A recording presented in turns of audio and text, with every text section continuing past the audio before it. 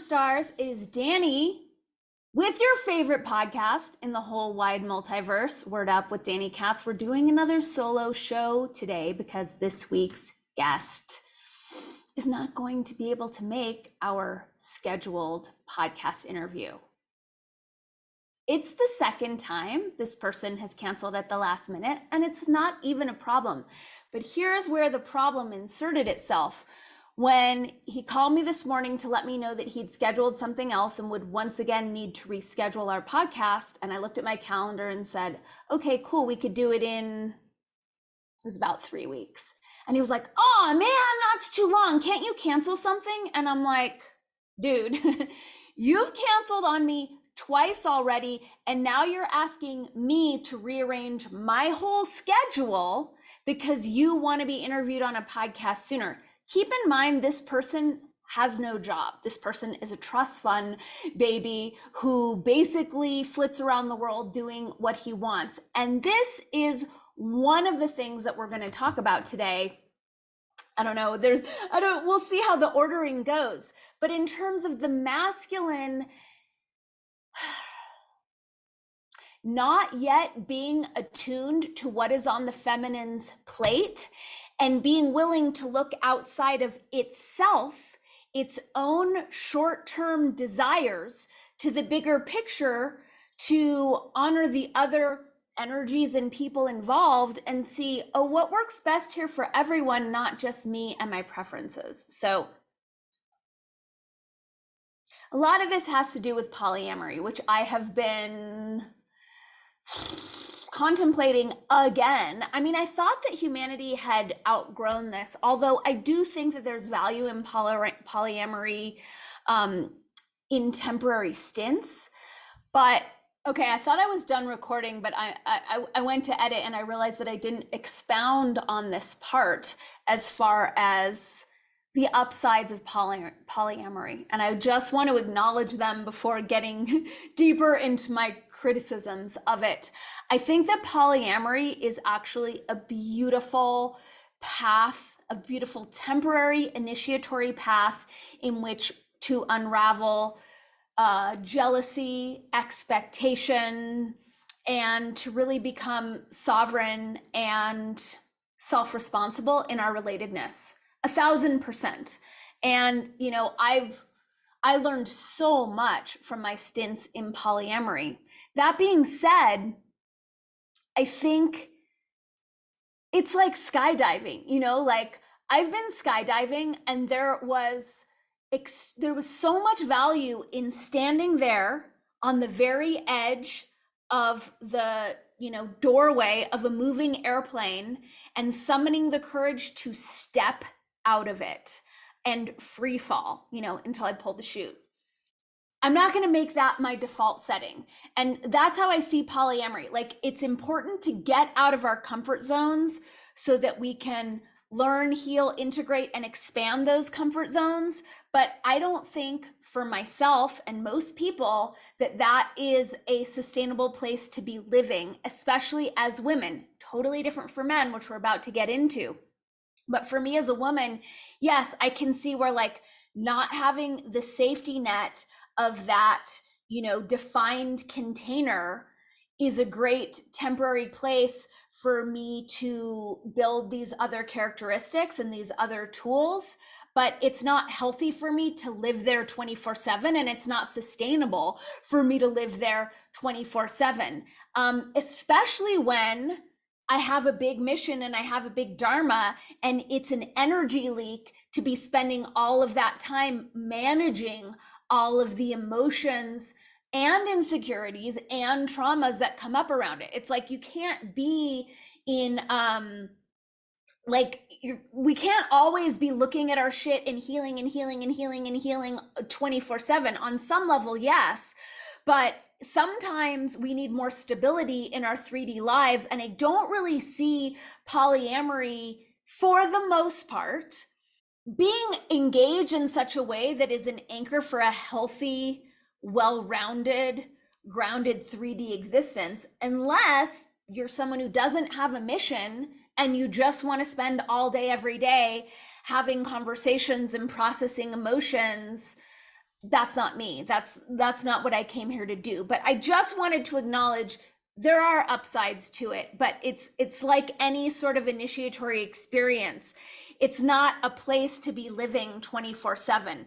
These are experiences to sporadically have, from my perspective, to up my game, to jettison some healing, to quantum leap.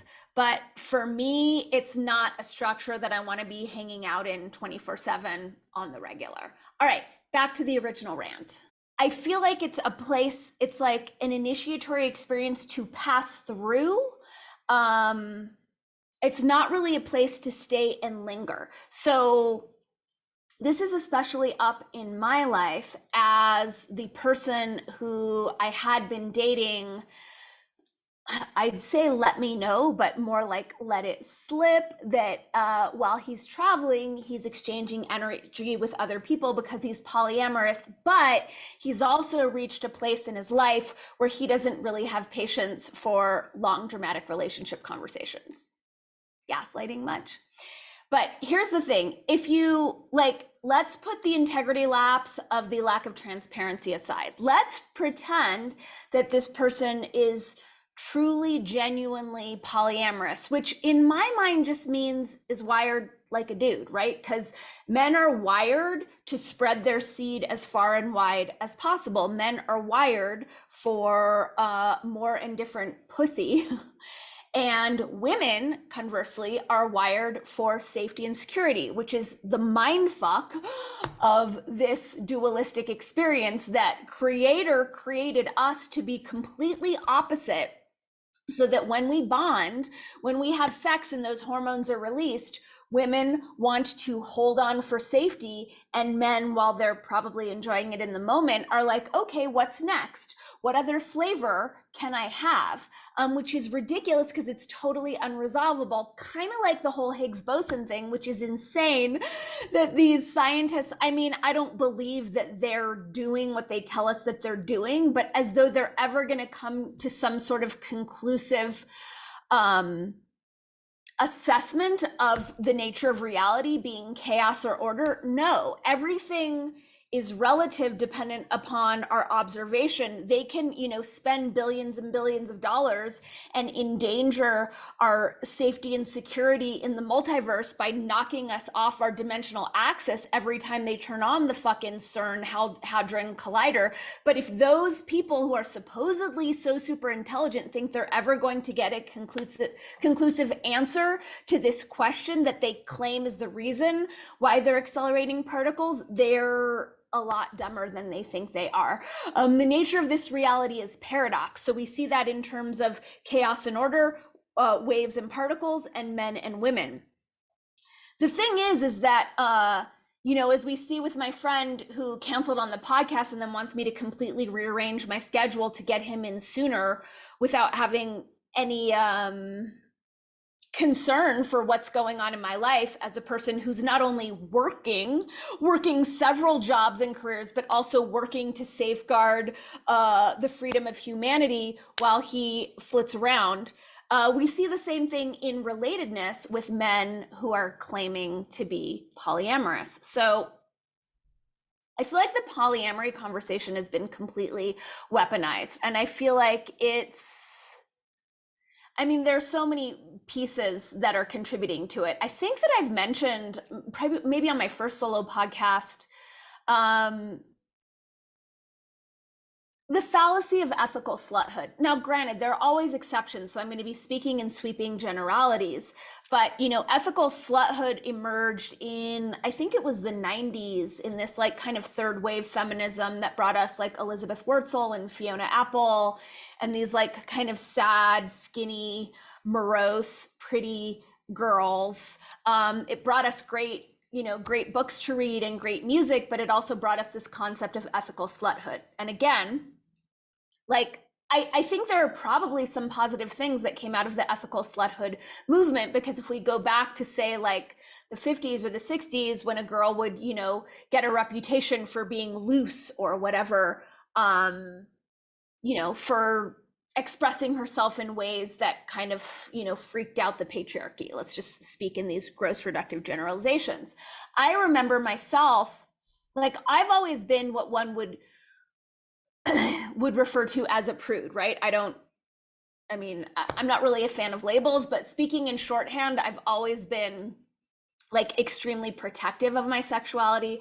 I've always been pretty freaked out by the power of male sexuality. I'm very attuned to that from a young age of how dangerous that was. So I have always erred on the side of being really conservative in terms of sharing my body with other people who I allow into my field. So I'm not going to consider myself the baseline.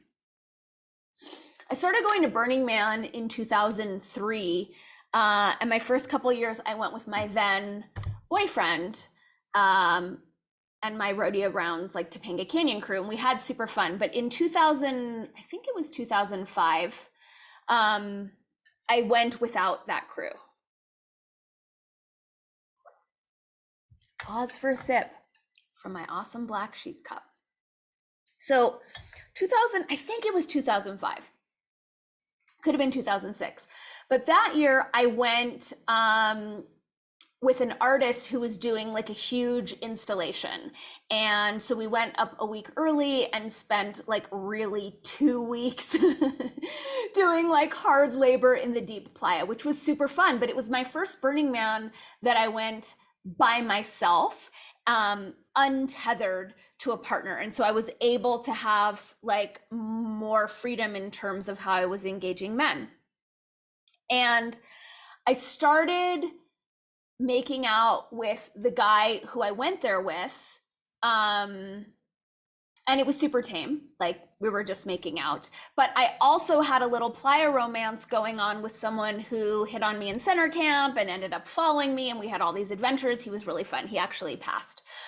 He's no longer here. But so I was kind of juggling two playa romances. To be clear, I did not have sex with anyone. No clothes were removed. It was like super, super tame. So I was at my camp at the time. I was camping with, I don't even remember the name of the camp. It was a really cool camp from New York. And the guy, we'll just call him S because he's passed and I still want to protect his identity. So S came to visit me. He came to look for me in my camp. And I happened to also be camping and sharing a camp with the guy who was having another playa romance with. We'll call him B. Okay.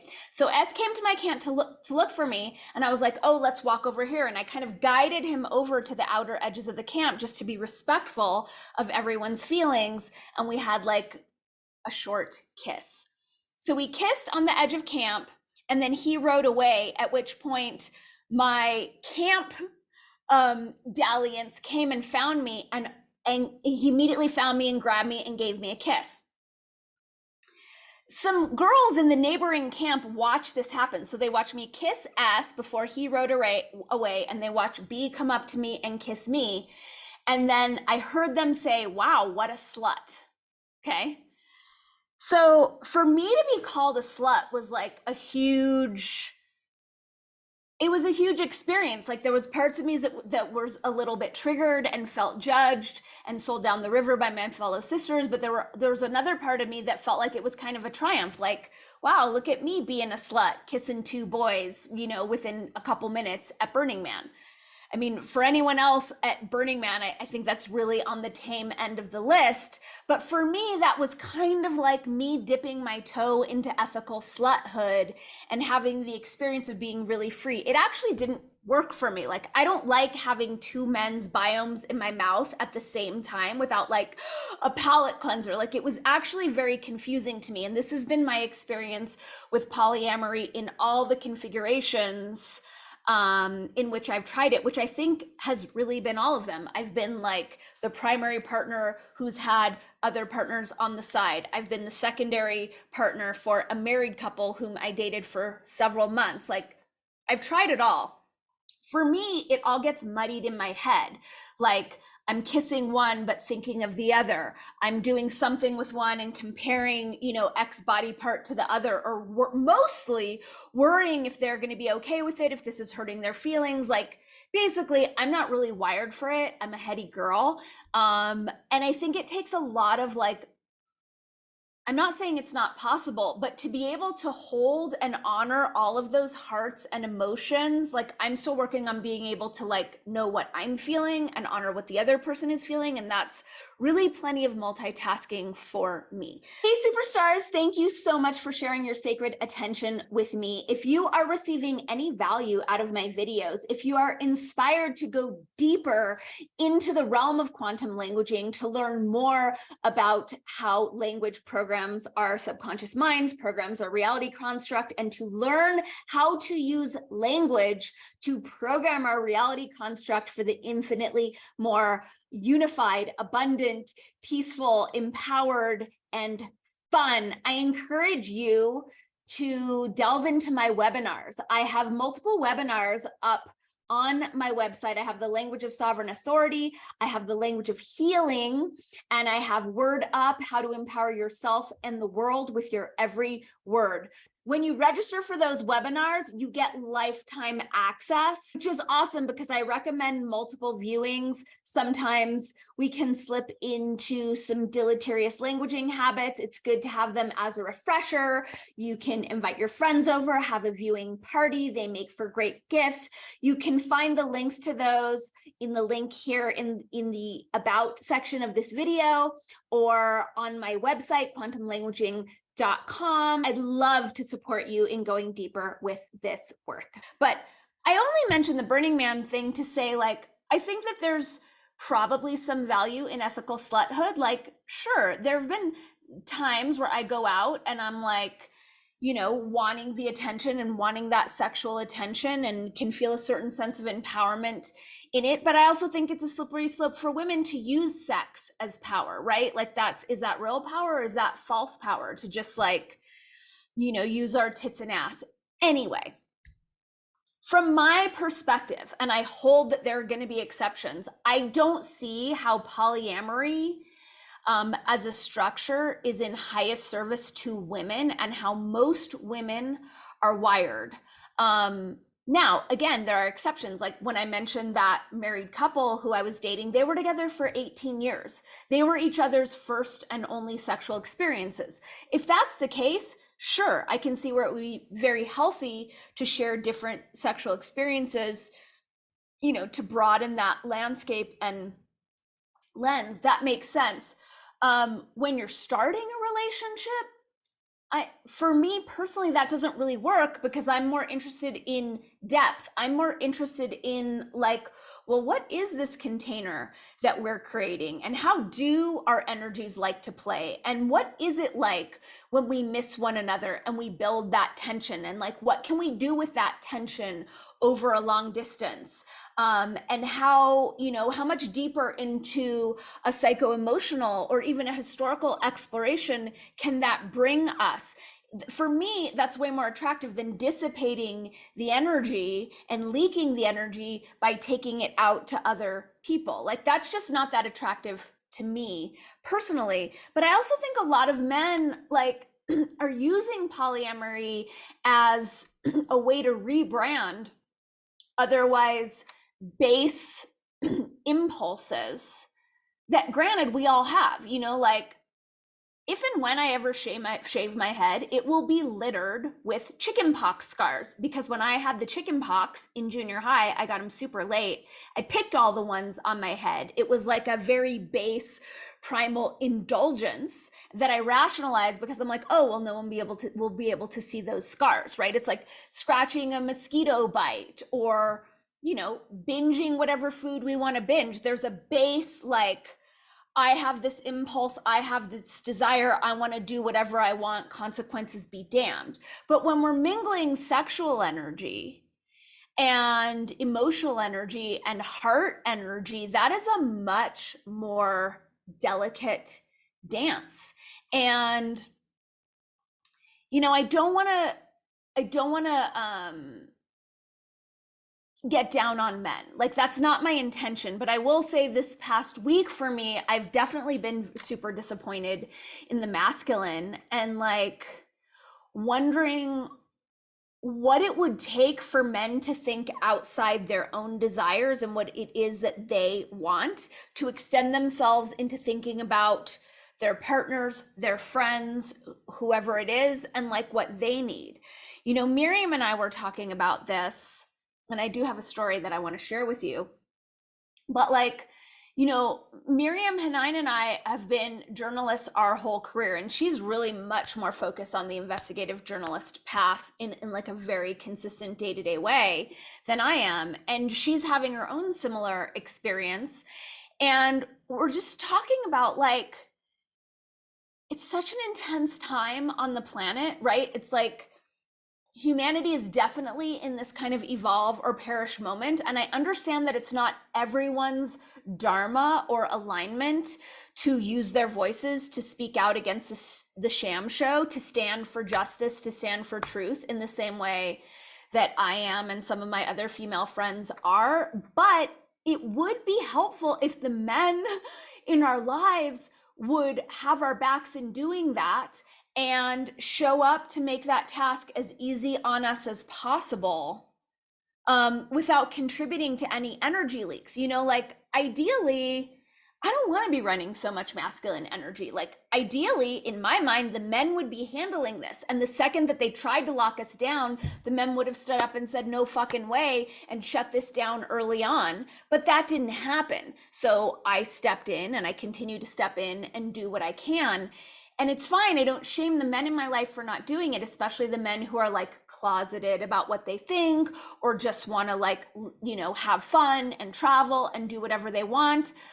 But if you see me as someone you care about doing what I'm doing, it would be helpful for me if you weren't making my life harder, say by canceling our podcast interview 2 times in a row and then giving me a hard time when I don't have space in my schedule to interview you for 3 weeks. Like attunement to other people, instead of saying like, you need to get over your jealousy issues to be able to learn how to deal with what I'm branding as polyamory, but is really just me doing whatever I want. It's like looking at, well, is there any consideration for my mission and how much I have on my plate? And maybe it's not actually aligned for me to have these kind of energy leaks that for me inspire a lot of like looping, distracting thoughts and take away from my mission. And if that's not acceptable, then just bow out and just say like, okay, cool, I'm not really able to show up the way it sounds like you're needing me to show up. And because, you know, I respect you and care about you, I'm just gonna pull out of this exchange, right? Just some sort of attunement to what is on our plates, and like any support that would allow me and us to rest more in our feminine energy would really go a long way. And also just like being honest with, are you really polyamorous, or do you really just want to fuck whatever you want, whenever you want? And again, that's fine. Free will rocks, but let's call it what it is and not try to give it this like spiritual sheen. And it feels to me like so much of this polyamory is like spiritual bypassing about like what's really going on, and like a sexual energy leak and deficiency that just constantly needs to be acted on. And it's like, yeah, I'm calling bullshit on what we're calling polyamory. And also on the women for like who are going along with it, if it's really not aligned with you, then how about holding clear boundaries? Because I also feel like men are getting away with a lot of this like really base sexual leaking because the women aren't calling them in on it. The women aren't saying, well, then no, you actually don't get access to my sexuality if this is how you're gonna roll. Takes 2 to tango, right? So for me as a woman, I'm like, well, this is, I guess, where I can take responsibility. And like, truth be told, because I look at myself, I went into a deep ceremony space over the weekend to look at like what was coming up around this. And I feel like it's I'm rereading the Right Use of Will books, and a lot of, those books are about like original cause, like original division, original separation that were happening like in the heavens with, God and the mother and the will, and how our task at this time is to feel those feelings that those, larger creative entities were suppressing. Um, so that we can heal and get to the other side. So a big part of what I was feeling was just like women being disregarded and ignored and like made to feel like we're crazy or too difficult for being emotional. Like, I'm so tired of that.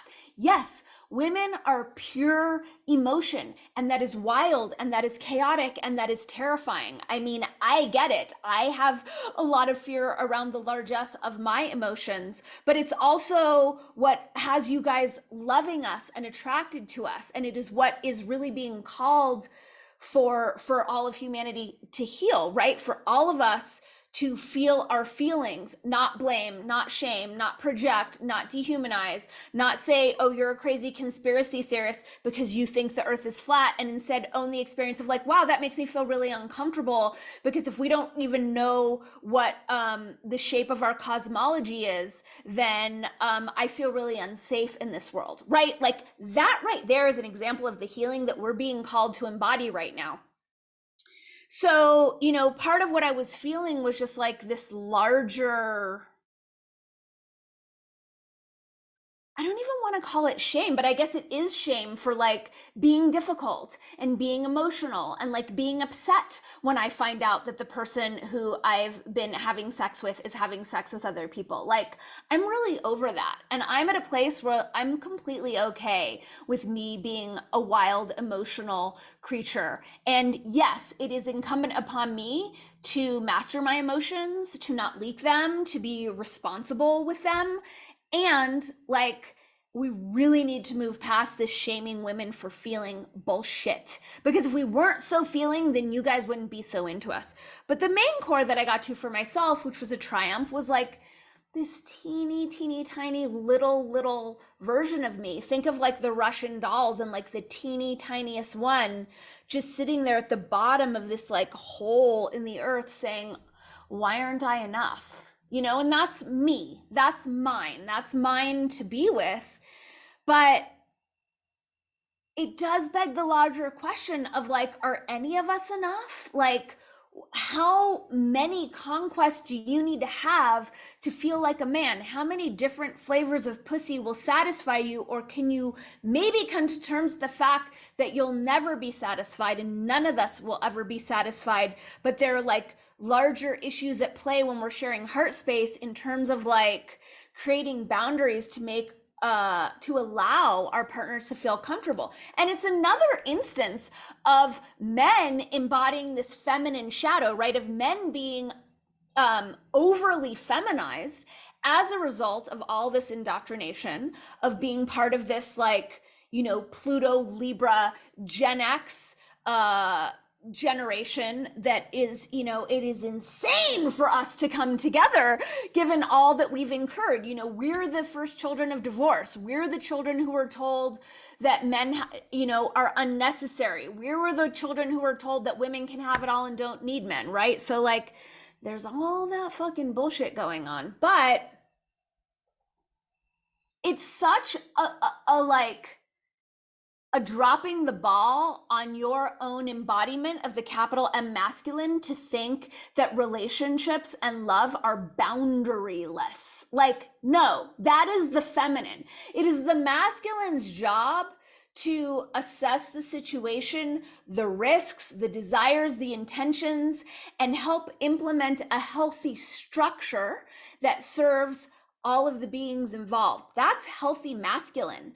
This idea of a sort of like formless, completely open, boundary free love situation is a complete feminine shadow that I'm really excited for the masculine to transcend, transmute, and evolve. No, we need healthy boundaries. Like, think, it's like the person who told me that like love should be free and there are no boundaries at all has 3 dogs who are on totally different feeding schedules and like this high maintenance sleep schedule. Okay, tell that to your dogs, right? You love your dogs. Are there no boundaries for them? Is there's no structure for them? No, because you care about them and you care about their survival. Women are no different, right? Like, and every dynamic is different. So it's not to say that there's this like one, like kind of dogmatic structure that has to be imposed on any relationship, but there does have to be a conversation, and there do need to be some sort of boundaries that honor what everyone needs in the relationship. So for anyone listening who claims to be polyamorous, like, I encourage you to examine that and examine what's underneath that. And like, if it's a ruse or a rebranding of bad behavior that you're using to get yourself off the hook, only like, I'm not saying there's no healthy polyamory. I'm saying for me, I see it being misused. I see it being weaponized, and I'm personally not into it. So I mentioned my friend Miriam,